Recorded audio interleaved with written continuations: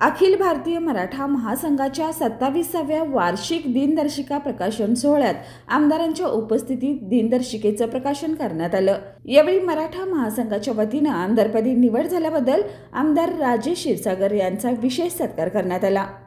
कार्यक्रमास राष्ट्रीय उपाध्यक्ष वसंतराव मुळीक, जिल्हाध्यक्ष शशिकांत पाटील, वी.के. पाटील, शंकर पाटील, संजय काका जाधव, डॉक्टर संदीप पाटील, अवधूत पाटील, संग्रामसिंह पाटील आणि महिला अध्यक्ष शैलजाताई भोसले यांच्यासह इतर मान्यवर उपस्थित होते। या सोहळ्याने मराठा समाजाच्या प्रगती व एकजुटीचा संदेश दिला असून कार्यक्रमाने उत्साहपूर्ण वातावरण निर्माण केले।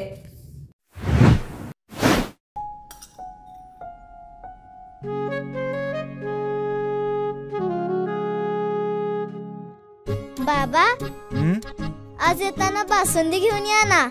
अगं, कालच आपण आईचा वाढदिवस होता म्हणून आणली होती ना। ऐकलं, गोकुळची बासुंदी पुन्हा खावीशी वाटतेय। खरं सांगू, मलाही खावीशी वाटतेय। पुन्हा पुन्हा खावीशी वाटणारी गोकुळ बासुंदी।